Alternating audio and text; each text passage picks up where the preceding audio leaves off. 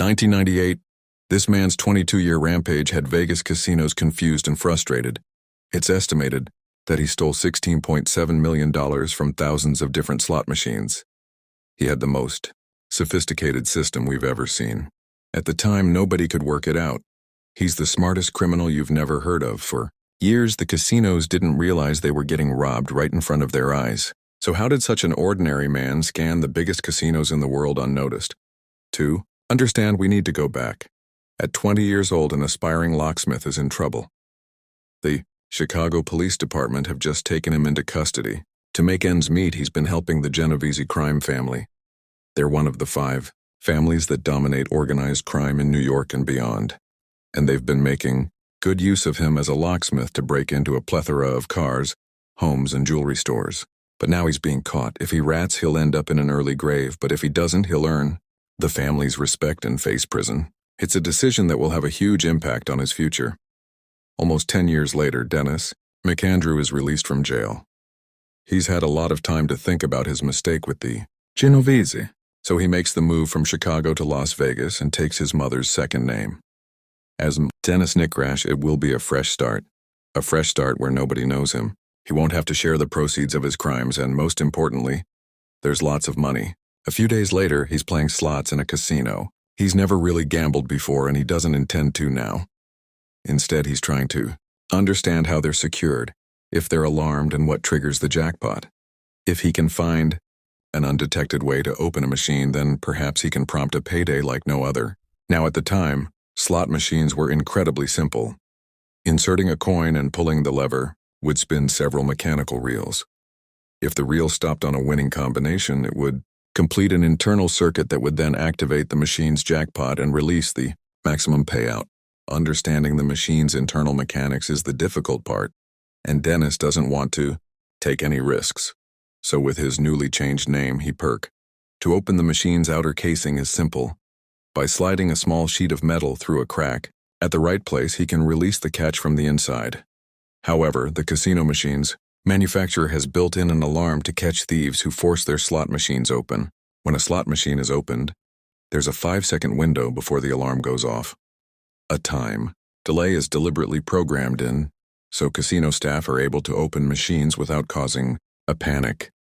Inside the 5 seconds, they must flick an additional switch inside the slot machine. A Nickrash has found it. His plan is to systematically hit different Las Vegas casinos one after another, but without being too greedy. He'll discreetly open the machine's outer casing, disable the alarm, manually adjust the machine's reels, trigger the jackpot, and close the door before anyone realizes what's going on.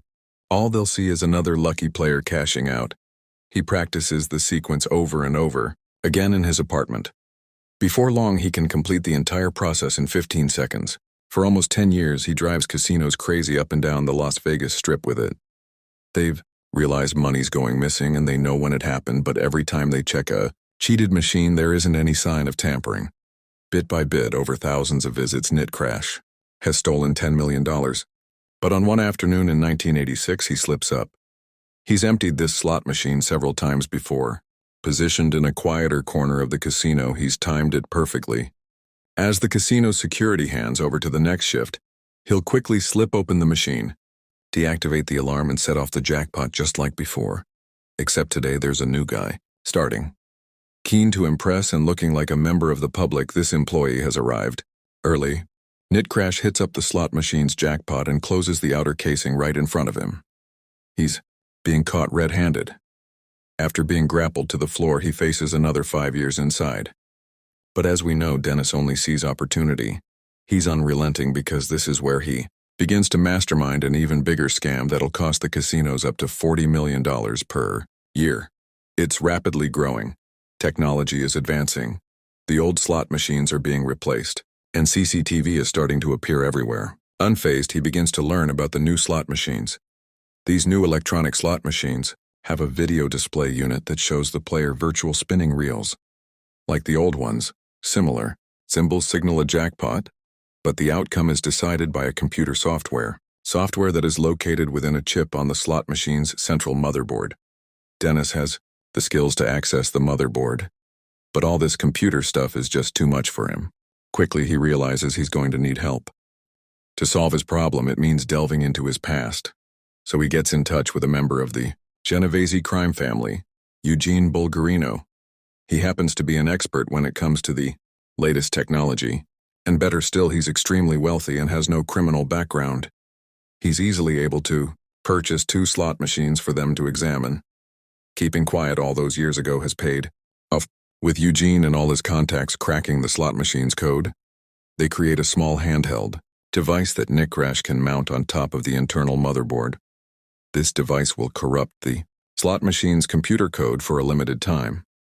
Once the time has passed, its presence will be untraceable. However, during the following window of opportunity, the machine will repeatedly spill the winning jackpot for anyone who should play it. If it wasn't for 2 obstacles, it would be the perfect crime. First, they have an issue with collecting the winnings. Many of the new modern machines now print a winning ticket that has to be collected from the casino's cashier. And in some cases, the casino jackpots are physical items such as a new car. He can't keep winning jackpots and collecting the proceeds himself. Second, surveillance cameras are tactically positioned throughout the casino. Typically, there are cameras at every entrance, exit, and covering multiple angles in the casino's gaming areas. All of the slot machines are being watched. But fortunately, Dennis has been planning this moment for a long time. He recruits a small team of petty criminals to work alongside him. Their job is simple. The entire team will enter the casino at different intervals to avoid being linked.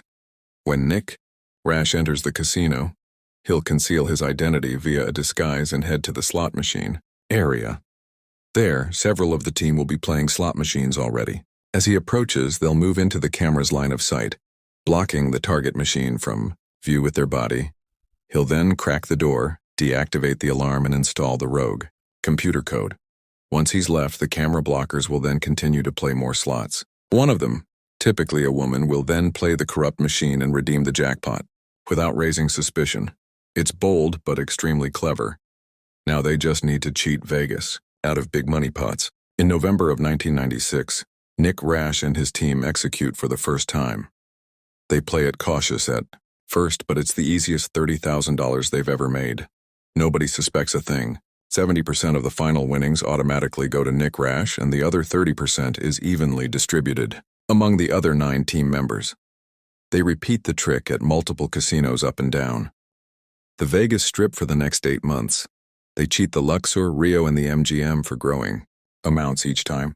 But Nick Rash realizes that to keep this scam going, he needs to regularly replace team members. Having the same faces picking up big wins and collecting cards over and over again will raise on July 4, 1997. Nick Rash's team are ready to try out their skills at the Harrah's Hotel and Casino. This time he's decided to up the stakes and go for it. The blockers enter, then Nick Rash. He cracks open the machine, corrupts the computer code, shuts the door, and leaves. Jackpot. It's a win like never before. They've just taken $3.7 million from Harrah's Casino. Nick Rash's share is a cool $2.6 million. Next, in 1998, the Megabucks jackpot stands at $17 million. Now at this stage, the team have won 7 cars and nearly $16 million in total. To win the Megabucks would surely mean retirement. Nick Rash is meticulous in planning the heist. But unbeknown to him, 302 miles away in Phoenix, Arizona, he's got a problem. The FBI are interrogating one of the low-paid blockers he previously used. They're facing jail time for another crime, but the FBI cut them a deal. Give them a bigger criminal and they'll get a light sentence. Unlike Dennis with the Genovese family, they're not so loyal. Having taken 70% of the profits, his greed has come back to haunt him. In the early hours of a summer morning, FBI agents bust into his home where they find 2 slot machines, locksmiths, tools, $300,000 worth of antique furniture, and a handheld computer that has been used to cheat thousands of Las Vegas slot machines.